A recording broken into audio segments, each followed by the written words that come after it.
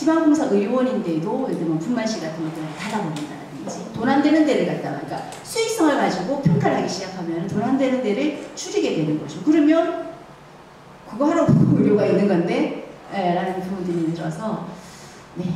근데 참 인구가 절대적으로 작은 데는 어디까지 작은 학교 문제하고도 또 비슷한 것 같기도 해요. 어떻게 해야 되는데 그래도 그런데 살아도 갈 수 있는 데는 있어야 되잖아요. 갈 수 있는 데는 있어야 되잖아요. 갈 수 있는 데는 있어야 되잖아요. 근데 또 참 아이러니한 게 그런 아까 잠시 제가 말씀을 드렸는데 의료의 질이 떨어진다라고 지역에서는 그 말씀을 결국은 환경이 뒷받침해주지 않으면 좋은 의사들이 견뎌낼 수가 없고 의사들을 모셔올 수가 없어요. 절대적으로 구할 수가 없는 상황이거든요. 그러다 보니 의료의 질은 떨어지고 거기에 있는 지역민들한테 신뢰도는 떨어지고 그러면은 여기에 갈 것 같으면 차라리 난 1시간 걸려서 진주로 가려한다. 서울로 가려한다. 이렇게 하다 보니 더 또 의료의 어떤 공황이 오는 것 같습니다. 쉽지가 않습니다. 굉장히 깝깝한 문제가 모셔야 그 방법이. 자, 그런데 어쨌든 시장이 작동하지 않고 민간에 맡겨서 이제 들어가지 안 되는 데들이 있는데 그리고 사람이 사는 데는 어쨌든 사람을 살리는 건 있어야 되니까 어떻게 해야 될 거라고 하는 부분들이고요. 그래서 공공의료를 인프라 자체, 뭐 기관도 그렇고 인력도 하는 것들을 지원하고 하는 것도 필요할 거고 그 다음에 그냥 각자 알아서 하라가 아니라 예를 들면은 뭐 경성대 병원에서 진주에 있는 어떤 공공의료기관, 그러니까 경남 지역에 있는 서부 경남 지역에 있는 공공의료기관들 다 네트워크가 되어서 아니면은 인력들도 사실 뭐 순환으로 해서 뭐 한다라거나 다른 뭔가가 좀 필요하지 않을까라는 생각들도 제 생각이라면 남들이 이제 보고서에 이렇게 적어놨더라고요. 그 다음에 이제 아무래도 우리 지역의료 이야기 하다 보니 의료 중심으로 이야기를 하는데 앞에서 건강에 영향을 미치는 의료만은 아니라고 그랬잖아요. 그러면 이제 사실은 내가 그 큰 병 생기기 전에 평상시에 건강관리를 잘 할 수 있도록 하는 어떤 그런 시스템이 잘 마련되는 것도 필요한 것같아요. 어떻게 보면 사회적 처방이라고 하는 이 전체 아카데미의 큰 주제하고도 맞닿아 있는 부분들인 것 같기는 한데요. 내가 살고 있는 지역에서 어떻게 질병이 발생하지 않게 사전 예방하고 문제가 있었을 때 좀 조기 발견할 수 있고 하는 이 시스템을 잘 가동시킬 수 있을 것인가 라고 하는 부분들도 끊임없이 고민이 되어야 될 부분들 같고요. 그리고 여기 보면은 오늘 이제 보건소에서 오신 분도 계신 것 같고 그 다음에 사회복지사를 하시는 분도 계신 것 같습니다. 또 이제 요즘 커뮤니티 케어 이런 이야기 많이 하고 통합 돌봄 체계라는 거 많이 이야기를 하잖아요. 기관으로 보면은 나는 의료 서비스를 제공하는 곳, 나는 뭐 보건을 하는 곳, 나는 뭐 복지 서비스를 제공하는 곳이겠지만 사람 입장에서 봤을 때는 내가 나이가 들어서 힘들면은 뭐 필요로 하는 게 의료 서비스만 있는 것도 아니고 그 다음에 거동이 불편하면 어떤 그런 지원 같은 것도 받아야 되는 거고 어떻게 보면 보건과 복지와 의료라고 하는 것들이 사실은 환자를 중심에 두고 서로 통합적으로 연계되어서 전달되면 환자 입장에서 되게 좋죠. 근데 제가 이제 다른 보험사를 보고 그러다 보니까 중앙에서는 뭐 그런 생각을 하는지는 모르겠지만 부서마다 다 칸막이가 있고 그래서 실제 일을 집행하는 단위에서 한 사람한테 이 일 저 일이 다 쏟아져 나와서 뭐 제대로 안 된다 뭐 이런 이야기를 하기도 하더라고요. 그것도 어쨌든 환자란다. 우리 주민들 한 사람 한 사람 입장에서 봤을 때에는 필요한 일이다라고 생각하면은 여러 어떤 사례들을 살펴서 조금 해나갈 필요가 있지 않을까? 저도 이제 점점 나이가 들다 보면 어떻게 늙어갈 것인가? 나중에 어떻게 하지? 이런 생각들을 한 번씩 하게 되더라고요. 그러면 주거의 문제라든지 여러 가지 것들이 함께 좀 고민이 되면 좋겠다. 요양원 가기 싫잖아요. 그죠? 가서 다들 고려장처럼 생각하는 경향도 있고 내가 사는 공간에서 어떻게 보면은 잘 편안하게 늙어갈 수 있고 필요할 때 의료 서비스도 필요한 의료를 받을 수 있는 그런 어떤 시스템이 되면은 좋을 것 같은데 좀 다 같이 고민이 필요하고 이것도 사회적 처방하고도 좀 연계된 부분 같습니다. 제가 사회적 처방이라는 제목하고 하다 보니 지역 의료에서 당면한 그 의료의 문제하고 또 조금 다른 맥락의 이야기가 있는 것 같기는 하더라고요. 요거는 이제 아까 공공의료가 부족하다고 그랬잖아요. 보시면 이렇게 우리나라는 2019년 기준인데요. 전국에서 의료기관 중에서 공공의료기관이 차지하는 비중이 5.5%, 병상수 기준으로는 공공의료기관에 있는 병상수가 9.7%예요. 우리가 공공의료는 우리가 참 부족하다는 이야기를 늘 해왔는데 2008년이랑 비교해 봤을 때도 더 줄었습니다. 비중이. 적은 데서 더 적어진 거죠. 저희 건보공단에서 나온 이제 그 보고서의 내용인데요. 다른 나라랑 한번 비교를 해봤습니다. 다른 나라랑 비교를 해봤더니 기관수 기준으로 봤을 때는요. 우리나라가 2016년 가장 최근 16년을 보면은 5.8%이고 2010년이랑 비교해봤을 때 줄어들었죠. 근데 OECD 국가들을 보면은 65.5%이고요. 2010년보다도 늘었습니다. 전체 병상수 중에서 공공병상이 차지하는 비율을 보면은요, 우리나라는 10.3%인데 OECD 국가들은 89.7%. 공공의료가 너무나 튼튼하게 받치고 있는 상황이에요. 그러니까 코로나 같은 상황이 우리가 사실 운이 좋았던 게 초기에 한번 확 경험을 했잖아요. 근데 마침 젊은 사람들이고 해서 가볍게 넘어갔어요. 진짜 진짜 중증 환자가 많이 생겨서 병상을 너무 많이 필요하고 이런 상황이 아니었기 때문에 돌아갈 수가 있었던 거죠. 유럽에 있는 국가들 수준으로 노인 환자들에서 그렇게 막 많이 발생하고 했다라 그러면 우리가 가지고 있는 공공병상을 생각해보면 아마 훨씬 더 심각한 문제들이 발생했을 것 같습니다. 천만다행인 거죠. 그리고 요거는 이제 우리처럼 이제 보험 방식, 미국은 조금 다르긴 하지만 하고 있는 나라들이랑 비교를 봤을 때도 우리가 참 적고요. 심지어 미국보다도 적어요. 미국은 사실 공보험이 존재하고 있지 않은 민간보험 위주로 운영되고 있는 국가인데도 공공의료기관 비중이 미국보다도 적네요. 근데 또 이 지자체 단위에서는 공공의료원을 유치를 하려고 노력을 많이 하나 봐요. 네. 진주시 의료원 이제 폐쇄했다가 지금 다시 하고 예타 면제 다 하고 이제 한다 그러잖아요. 근데 다른 데도 몇 대 그런 데들이 있고 유치 희망하는 지역도 있고 지자체 차원에서 좀 희망하는 지역이 있나 봅니다. 얼마 전에 부산 침례병원도 이제 문을 닫았어요.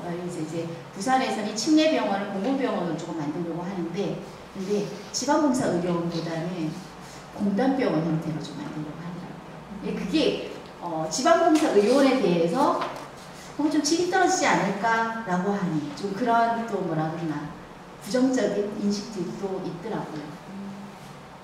이것도 공공은 질이 낮다. 우리 학생들한테도 제가 토론을 한번 시켜보거든요.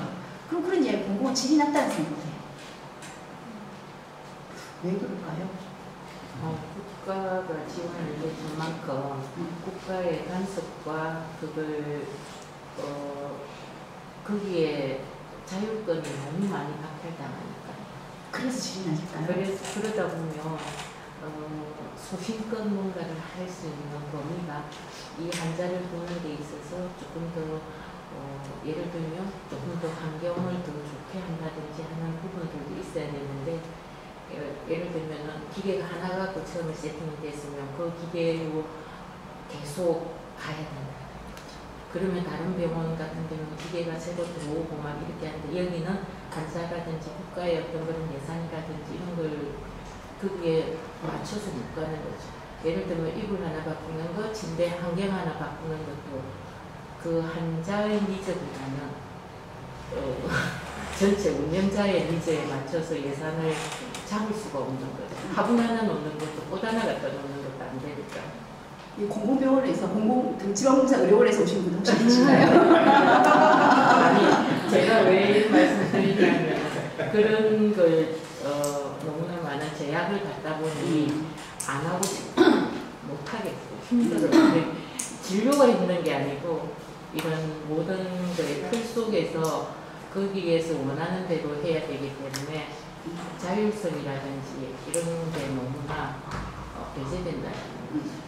저는 참 궁금한 게 우리 학생들한테 이제 너네가 생각하는 그러면 이제 공공병원이나 민간병원은 어디냐라고 했더니 세브란스 병원 뭐 이런 이야기를 해요. 야, 그러면 비교의 대상이 좀 잘못되지 않았냐? 같은 규모, 같은 수준을 비교해 봤을 때 어떨 것 같으니까 일단 학생들은 이용해본 경험이 없으니까 그냥 짐작컨대 안 좋을 거다라는 생각을 하고 있는 거예요. 근데 저는 참 궁금하기는 해요. 과연 의료의 질적인 측면에서 같은 규모의, 같은 사이즈의 그 기관들을 비교해봤을 때 어떨까? 근데 데이터는 없습니다 지금. 네, 어쨌든 많이 희망들은 지자체 차원에서는 하는 것 같기는 해요. 근데 질적인 측면에서도 우리가 많이 고민해야 될 부분들이 있는 것 같습니다. 사실 제가 이제 문제점만 이야기하고 해결 방안들을 없어서 여쭤보려고 한다 그랬는데 뭐 중간중간에 사실 지금 많은 말씀들을 주셨어요. 많은 말씀들을 주셨는데 지역에서 생각하시기는 지역 주민으로서 우리 지역에서 일을 하시면서 생각해 봤을 때 해결 방안이 뭘까요? 그래서 사회적 처방을 조금 하면서 사회적 처방을 하면서 조금 의료가 너무 부족한 부분들을 사회적 처방으로 조금 대안을 찾을 수 있을까 해서 그게 다른 해결 방안이 모르니까 없으니까 이제 개인적으로는 그래서 사회적 처방이라는 걸 한번 알고 싶어서 저는 왔거든요. 네, 사회적 처방에서 저는 어떤 그 나중에 뭔가 처방도 조금 나오나요, 교수님? 잘 모르겠습니다.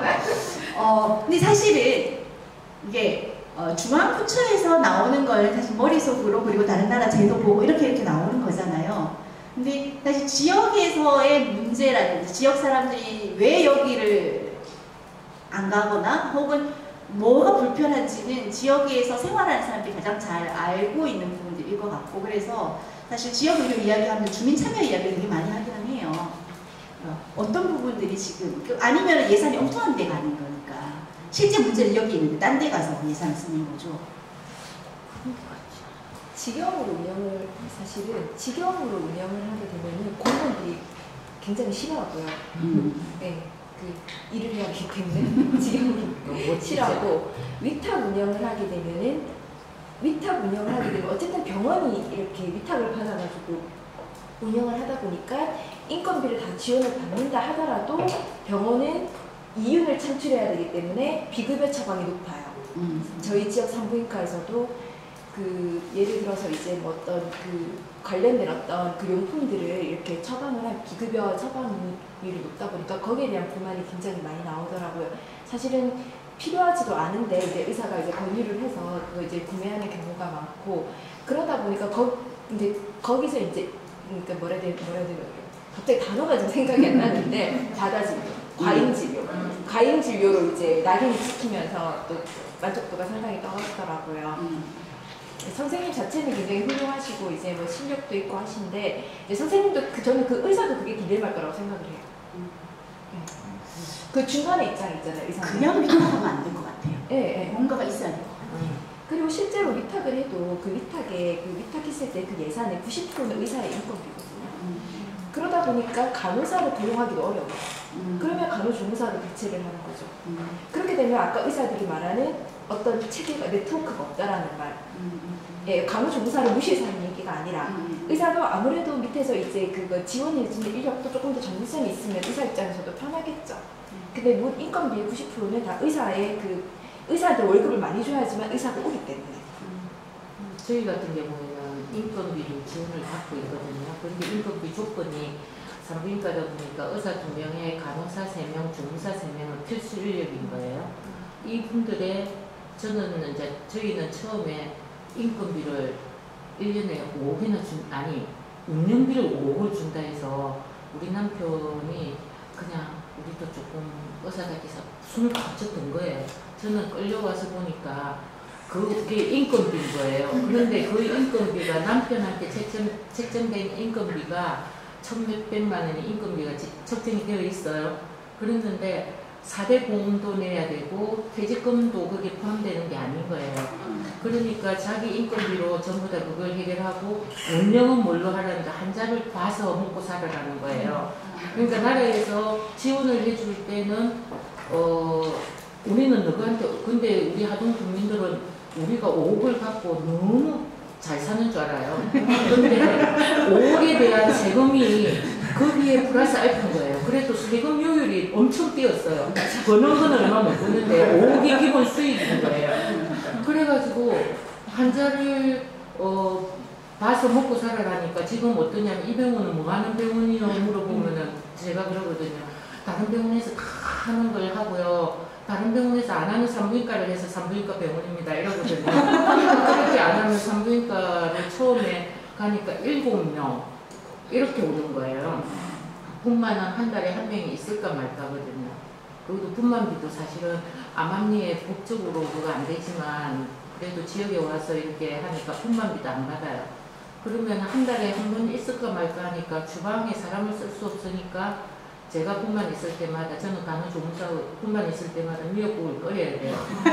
그리고 간호사들이 당직을 분만이 언제 있는 줄 알고 서요. 그리고 야간에 그 시골의 한적한 곳에 그 건물에 누가 간호사가 혼자 씁니까? 그러니까 저는 남편하고 둘이 365일 병실에서 남편은 202호에 살고 저는 203호에 살고 그렇게 사는 거예요. 이게 현실이거든요. 그래서 참 마음 같아서는 좀 5억을 어떻게 운영비로 돌려주신다면 단직을 쓰면서 열심히 한번 살아보겠는데 그게 안 된다라는 거죠. 그래서 이게 지금은 웃으면서 얘기하지만 그렇다고 있어 보니까 뭔가를 이제 하고 먹고 살아야 되니까 자꾸 시범사업에 손을 드는 거예요. 저희가. 코로나 때도 손을 번쩍 들어가지고 했거든요. 그런데 이번에 그 주치사업, 방문사업이 있어요. 거기에도 손을 번쩍 들었어요. 그랬더니 너희는 인건비를 받으면서 그걸 왜 하느냐. 그러면 인건비 받은 시간 내에 할 때는 한 수업 조치하겠다 이러는 거예요. 그거 전국에서 의사들이 그리 손을 안 들어서 그러는데 우리는 상 줄 줄 알고 손을 또 번쩍 들었거든요. 그래서 또 한번 혼인하고 그러면은 진료 시간 외에 나가서 하겠다. 그렇게 하면서 그래도 이분들도 의료의 혜택은 못 받지만 이렇게 사회적 처방이라는 이런 바에 또 조금 다른 쪽의 진료라도 조금 더 진료는 아니지만 이분들의 삶을 조금이라도 더 그걸 해줄 수 있는 뭔가 있지 않을까. 정말 깝깝한 마음에 오게 되었거든요. 사회적 처방을 좀 받을 수 있을까 해서. 사회적 처방을. 근데 첫 시간 듣고 둘째 시간 들으니까 더 깝깝해지니까. 더 깝깝해져서 마음이 너무 더 깝깝해. 뒤에 보니까 뭐 실습 비슷한 거 뭐 이런 것도 있는 것 같으니까요. 나중에 좀 처방이 나오면 저한테 좀 알려주시면 좋을 것 같습니다. 너무 이제 그 무거운 이야기만 남겨드려서 답 없는 이야기만 해서 좀 죄송을 하고요. 또 이야기 하다 보면 그래도 뭐가 나오지 않을까요? 꼭 그렇게 희망적이지 않은 것만 있는 건 아니에요. 그래도 의사들이 많이 저도 사실 먹고 살기 위해서 비급여 처방도 하고 실비 있으십니까? 물어보고 하는데 아까 뭐 도구를 판다 이런 거 한다는데 제가 한번 여쭤보러 가야 되고 우리는 파는 게 하나도 없어서 뭔가 그런 거라도 있으면 먹고 살아야 되니까 하는데 그럼에도 불구하고 나중에 따로 얘기해요. 비즈니스는 네, 아니 고성군 보건소가 굉장히 앞서 나가세요. 제가 여기 과장님들 뭐 어리 과장님들 그리고 다 있는데 굉장히 앞서 나가시네요. 네. 그래서 그래서 하동이 안 앞서는 건 아닙니다. 하동에 000이잖아요. 앞장이면서. 그래서 그럼에도 불구하고 필수 의료는 꼭 필요하고 산부인과와 소아과는 국가적인 위기에서 꼭 꼭 필요하지만 지금 현재로서는 너무 절망적이다라는 거. 이번에 산부인과 전공의들 못 구해가지고 막 그랬는데 겨우 구해놨다가 다 나갔잖아요. 그래서 전화를 돌려봤대요. 들어올 거냐고.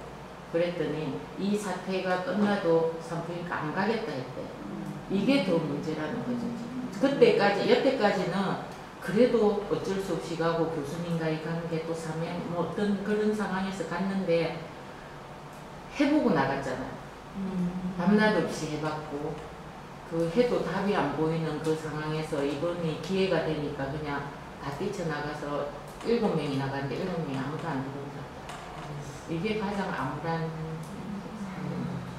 어떤 사례를 하나 들어서 있잖아요. 이 지역에서의 그 어떤 공공의료의 질을 높일 수 있는 그 방법 중에 뭐 제가 얘기하는 게 정답은 아닌데 어떤 한 사례인데 그 전문의를 수료한 공보위 있죠.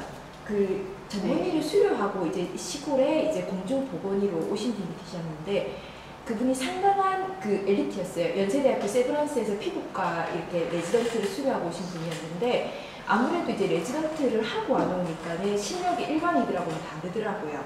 그러다 보니까는 그 사실은 피부과 같은 경우에도 그 시골 지역에서는 잘 없거든요.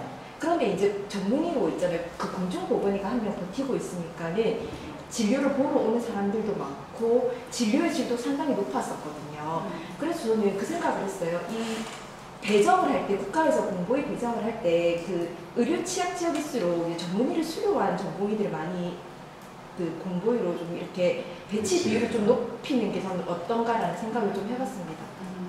그것도 좋은 생각인가요? 네. 제가 공공의료기관 했었는데 의사 수급이 어렵잖아요. 그리고 예전에 공공의료기관은 병원이 많이 없을 때 환자들이 많이 왔었는데 이제 경쟁 사회 되다 보니까 민간병원에서 CT 뭐 3.0T 들었다 그러면 공공병원에서는 그거 예산이 없기 때문에 정부 지원받고 뭐 할 때까지 한참 걸리잖아요. 의료기기 하나 바꾸는데도 그런 거에서도 떨어지고 그 공보위가 왔는데 그 있는 기간 동안 있다가 왜냐면 그때는 만약에 내과도 있었고 피부과도 있고 신경과도 있었지만 그 사람들 왔다가 나와버리면 그 과를 대체할 과가 없는 거예요. 그러면 다음에 그 과는 없어지는 거예요. 그러면 그 환자들은 또 밖으로 유출되고 또 최근에 제가 뭐 개인적인 일이지만 만약에 부모님이 아프셔서 만약에 병원을 가야 된다. 어디 가겠냐? 그러면 서울 가야지. 이렇게 되는 거예요. 네, 서울을 갔어요. 그래서 주변에 물어봐도 여기 뭐 그런 거 전문의가 있느냐 이렇게 했을 때 밑에서는 우진을 더 많이 한다. 무조건 서울 가야지. 여기서 헤매다가 나중에 한참 시간이 흘러서 또 서울 가게 되면 너무 늦었다. 이렇게 될 수도 있으니까. 그런 것도 있고. 너무 많으니까요. 네, 그럴 것 같으면 무조건 서울이지. 이게 사람 인식이 있는 거예요. 그렇죠. 주변에 맞아 다. 사람들이 서울에서 오지는 재수가 없다고 생각하고 지역에서 오신다면은 내가 서울 갔어야 되는데 라고 생각하니까 차이가 있는 것 같아요. 그래도 잘하고 있는 질문이 있는데요. 네. 그 일각에서 지금의 의료의 문제를 어쨌든 사회적 합의는 필요하지만 공공 의료를 확대해서 공공병상을 늘려야 된다 장기적으로. 저도 OECD 수준으로 해야 된다는 주장이 있고 그 장기적이고 근데 단기적으로 실제 지역에서의 취약하고 부족한 거를 이 보건의료와 복지 여러 가지 이 주민을 중심에 두고 서비스를 제공하는 기관들이 네트워크를 해서 통합돌봄을 실현해야 된다고 말을 하는데 교수님이 보실 때 이러한 보건의료나 복지를 제공하는 전문가들이 이런 주민 참여를 해서 마을 단위의 서로 돌봄 공동체 방식을 활용해야 한다고 할 때 주민들을 바라보는 시각이 이러한 전문가들이 다 하지 못하는 분야를 메꾸는 보조인력으로 보는지 아니면 이러한 문제를 같이 해결할 파트너로 보는 건지 아니 전문가들은 어떻게 보는지 그런 시각이 하나 궁금하고 두 번째는 어쨌든 통합돌봄에 있어서 보건의료와 복지가 칸막이가 일어나서 합이 안 되잖아요. 그럼 이렇게 볼 때 같이 모여서 할 때 과연 주도권을 누가 잡아야 되냐 보건의료냐 복지냐 요 두 가지 측면에서 교수님 어떻게 보시나요? 저는 일단 통합돌봄 쪽으로 특별히 제가 이제 뭐 전문으로 하고 다니는 사람이 아니어서 사실 자세한 보고서를 보기 전에 이제 보니까 그런 이야기들이 있고 서로 주도권 다툼이 있다는 이야기를 듣기는 들었습니다. 근데 그거를 결국은 글쎄요. 저는 개인적으로는 너무 이제 의료 중심으로 재편되는 거는 조금 아니지 않는가라는 생각을 개인적으로 그냥 하고 있긴 한데, 그것도 제가 뭐 심각하게 뭐 생각을 해봐서 그런 건 아니고요. 너무 이제 의료화되어 나가는 거에 대한 좀 저항감이 저는 개인적으로 좀 있기 때문에 좀 그런 부분들이고요. 그 다음에 전문가들 사이에서 주민 참여에 대해서 적어도 주민 참여를 적극적으로 이야기하는 전문가들은 도구라기보다는 주민이 뭔가 의사결정이라는 여러 가지 주체가 돼야 된다는 생각을 하기 때문에 주민 참여를 많이 이야기하지 않을까라는 생각은 하고 있습니다. 근데 네, 뭐 전문가들 다 만나본 건 아니어서 제 주변에 있는 사람들은 굉장히 바이어스된 사람들일 수 있기 때문에 네. 네. 다들 한 말씀씩 하는 것 같은데 저도 한마디 하겠습니다. 안 하려고 했는데 힘든 것 같더라고요. 저는 그냥 유머를 곁들여서 또 말씀을 드리겠는데요. 저는 지역이 아니라 대한민국 중앙으로 놓고 봤을 때의 지역 차원에서 말씀을 드리자면, 제가 의학 분업 문제가 있었을 때 제가 경희대 행정대학원 의료행정학과를 재학 중일 때 의학 분업 문제가 있었어요. 경희대학교에서 제가 대학원 다녔었는데요. 그때 아주 면밀히 그 상황을 지켜봤었는데, 이제 문제는 거기로 거슬러 올라간다고 생각을 해요. 아까 교수님도 말씀하셨지만 2,350명의 의사 인력을 줄여주면서까지 양보를 해서 의학 분업을 이루어냈잖아요. 수많은 고통 속에서. 그런데 결과적으로 그때 그 의사 수가 지금까지 있다는 게 말이 안 되잖아요. 말이 안 되잖아요. 그러니까 이 지역의 문제가 사실 거슬러 올라가면 중앙의 문제부터 생겨나는 문제라고 보는 거죠. 거기에 제가 또 공교롭게도 그 당시에 의학 분업이 있었을 당시에 대학원을 다닐 때는 제가 길병원 방사선과에 근무하고 있었어요. 근데 그 문제가 끝날 무렵에 데모를 하다가 쫓겨났어요. 그래서 실직자가 됐어요. 데모를 하다가 길병원에 지금 노동조합이 있는데 이일의 이사장이 저를 제일 싫어할 거야 아마. 저를 자르고 싶어가지고 온갖 걸 하다가 제가 잘렸는데, 네, 그러다가 이제 취업이 안 되잖아요. 그래서 먹고 살기 위해서 제가 보험회사를 갔어요. 유머를 곁들여서 말씀드린다고 했는데, 보험회사를 갔는데 제가 보험회사에 10년 이상을 아주 잘하는 억대 연봉으로 살다가 지금 이제 자영업도 하고 있는데, 그 경험에서 제가 비추어 봤을 때 대한민국은 사람을 중심으로 하는 보험의 제도가 없어져야 돼요. 그걸 임보험이라고 줄여서 말할 수 있는데, 이게 생명보험에도 있고 손해보험에도 있거든요. 근데 선진국에 나가보면 사람을 대상으로 네 죽으면 1억 줄게, 2억 줄게, 10억 줄게 하는 보험을 가장 잘하는 나라는 미국, 일본, 한국밖에 없어요. 물론 유럽에도 그 회사들이 조금 있는데 근데 그런 회사들의 대부분은 다 실손 그 보험이라고 해서 실손이 아니고 부동산 관련된 보험들이에요. 부동산. 그래서 비행기, 선박, 기차, 자동차 이런 보험들을 주로 하는 게 악사 손해보험이요. 그 프랑스 회사고요. 이게 미국에 가도 그런 그 물적 보험이 주 보험의 대상이지, 사람을 놓고 보험을 하는 나라는 미국 중심의 일본하고 한국이에요. 그 규모가 어마어마하게 크거든요. 이 문제의 가장 출발점, 아까 실손보험 말씀하셨지만 사람을 대상으로 하는 보험을 없애고요. 그 돈, 우리가 얼마나 많은 돈을 보험회사에 냅니까? 민간보험회사. 잘 생각해 보시면 민간보험회사는 다 대기업입니다. 소기업이 아니에요. 그러니까 이 대기업들은 그러면 거슬러 올라가 보면 지들이 똑똑해서 대기업이 되는 아니잖아요. 다 척상기업 물려받아가지고 일제시대에 또 거슬러 올라간다고요. 그러니까 이 거슬러 올라가는 이 역사의 뿌리가 다 대기업으로 지금 있는 거예요. 여러분이 다 아는 보험회사 전부 다. 그러니까 얘네들끼리 사돈의 편초를 맺고 막 이러면서 우리의 돈이 그쪽으로 가고 있잖아요. 이걸 없애려고 그러면 임보험 제도를 폐지해야 된다. 중앙에서부터. 사람을 대상으로. 이제 이 우리의 돈을, 이게 연구한 자료들이 있습니다. 우리가 실손보험이나 임보험에 내는 돈 있잖아요. 우리 집만 하더라도 몇십만 원 내요.